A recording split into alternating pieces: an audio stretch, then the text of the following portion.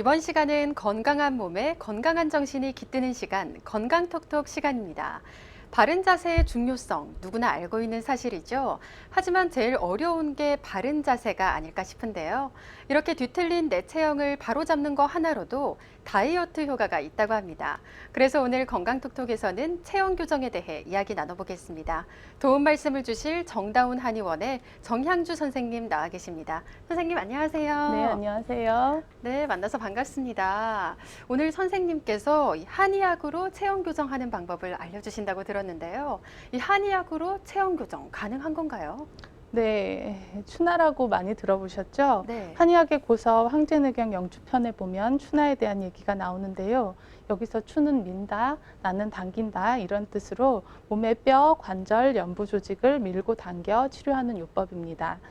보통 추나 교정하면 뼈를 움직여서 뚜둑 소리가 나면서 맞춰 나가는 것을 떠올리시는데요. 그건 추나 중에서도 뼈를 직접 움직이는 전골 추나에 해당하고요.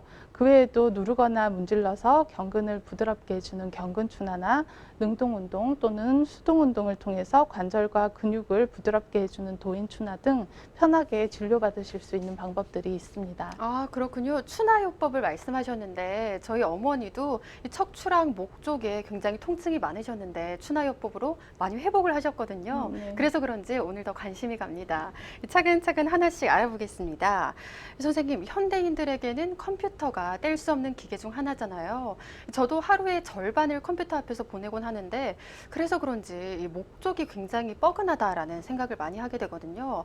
근데 이러한 증상을 거북목으로 본다고 하던데 맞습니까? 네, 그렇죠. 스마트폰이 대중화되면서 아이 어른 할 것 없이 거북목이 더욱 많아져서 현대인의 고질병이라고 하기도 합니다. 네.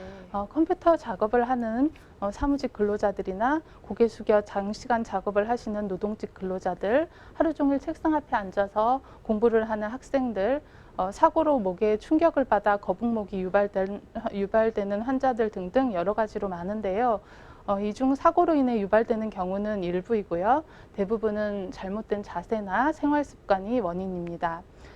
눈높이보다 아래에 있는 모니터를 장시간 들여다본다든지 오랜 시간 고개를 숙여서 책을 본다든지 구부정하게 스마트폰을 들여다본다든지 너무 높은 베개를 벤다든지 이렇게 해서 거북목이 되면 뒷목이 뻐근하거나 어깨가 결리거나 두통이나 눈이 침침한 증상들이 나타나기도 합니다. 네. 왜 60에서 70년대 영상들 보면 이제 커다란 물동이를 아낙네나 할머니들이 그런 물동이를 머리에 이고 가시잖아요. 네네. 이렇게 머리에 이고 가면 무거운 무게도 이제 거뜬히 지탱할 수가 있지만 이 물동이를 조금 앞으로 기울인 채 있어야 된다고 생각을 해보세요. 물동이가 떨어지지 않기 위해 버티기 위해서는 엄청난 힘이 필요하겠죠. 목과 머리의 관계도 마찬가지라서요. 목에 얹혀 있는 머리가 거북목으로 인해 무게중심이 앞으로 이동하게 되면 그 머리를 잡고 있는 근육들에게 이제 엄청난 부하가 걸리게 됩니다. 네. 머리가 1cm 앞으로 나가게 되면 한 2에서 3kg 정도의 하중이 더 실린다고 보고요.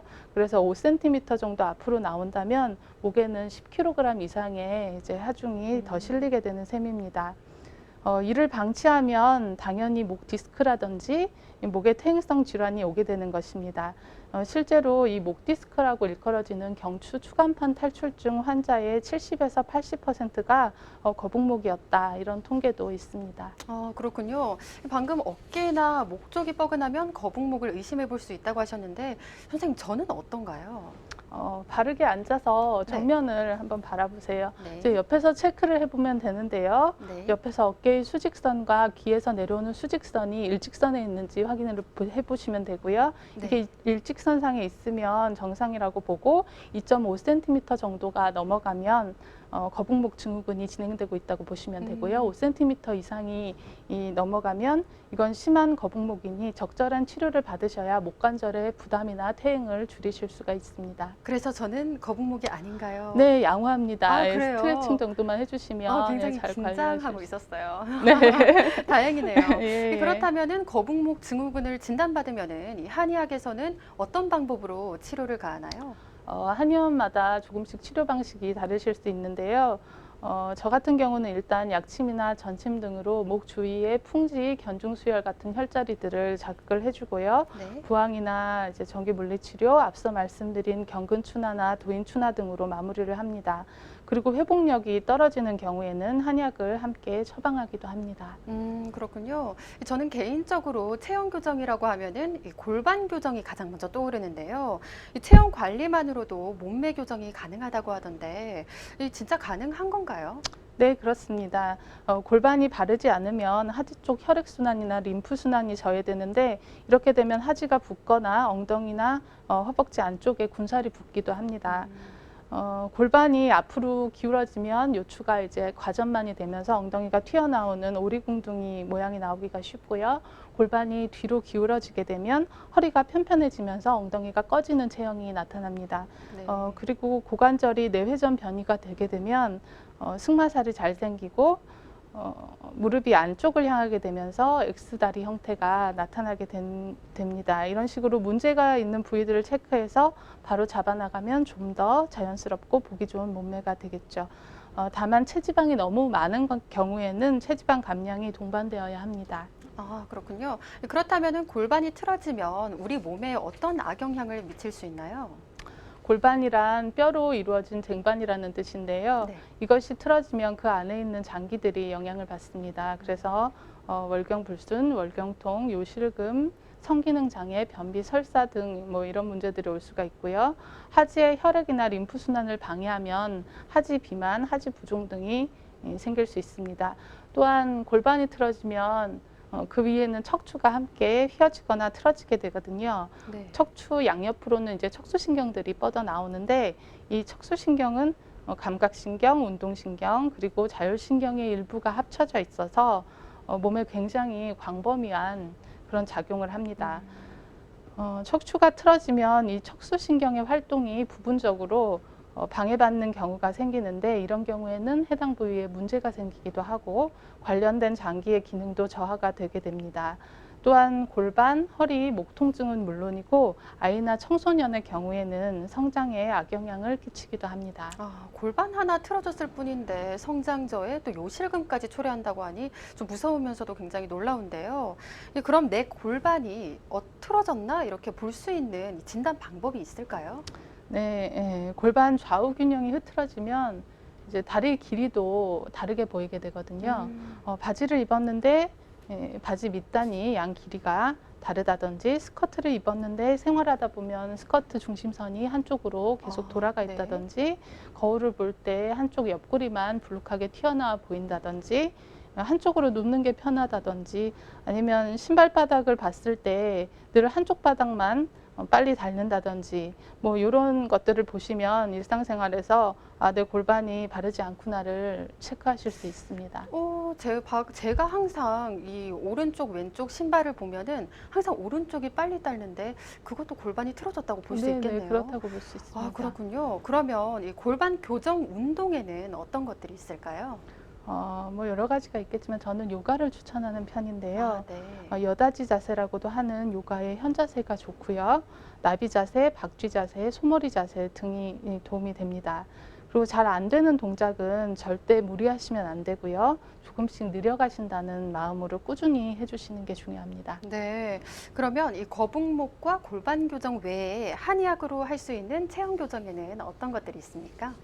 몸의 한 부분이 변이되어서 무게중심이 달라지면 다른 부분들도 보상적으로 연관되어서 함께 영향을 받기 때문에 체형 교정은 전반적으로 이제 함께 이루어집니다. 네. 일단 골반이나 척추 같은 몸의 중심선이 가장 중요하게 생각을 하지만 고관절이나 무릎이나 발목의 틀어짐으로 인해서 계속적으로 골반을 다시 역으로 틀어지게 하는 경우에는 이 부분도 체크해서 바로 잡습니다. 또 측만으로 인해서 어깨 높이가 다르면서 통증이 있다든지 턱관절이나 안면 비대칭 등 기본적으로 관절이나 뼈들이 제 위치에 있지 않아서 통증이 있거나 기혈 순환이 저해되는 경우에는 다 진료의 대상이 됩니다.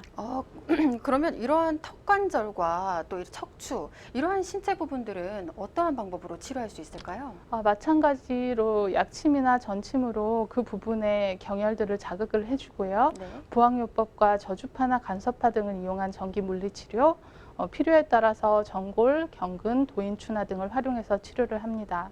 좁아진 곳은 느려주고 약해진 곳은 강화시켜서 기혈순환이 잘 되는 구조로 돌려놓게 됩니다. 아, 네. 마지막으로 저희 시청자분들께 당부하고 싶은 말씀 있으시다면 한 말씀 부탁드립니다. 예, 예. 지금 뉴스타그램을 보고 계시는 시청자 여러분, 허리를 펴시고 가슴을 펴시고 목을 바로 세우십시오. 오늘의 자세가 내일의 체형을 만들고 오늘의 체형이 내일의 건강을 만듭니다. 네, 저도 방금 선생님이 하라는 듯이 했는데 괜찮은가요? 아, 예. 네. 정말 올바른 자세와 또 다리 꼬지 않기. 말로는 쉽지만은 정말 실천하기 어렵잖아요. 오늘부터라도 바른 자세를 실천하려고 굉장히 노력을 많이 해야 될 것 같습니다. 네, 선생님 오늘 나와주셔서 고맙습니다. 예, 감사합니다.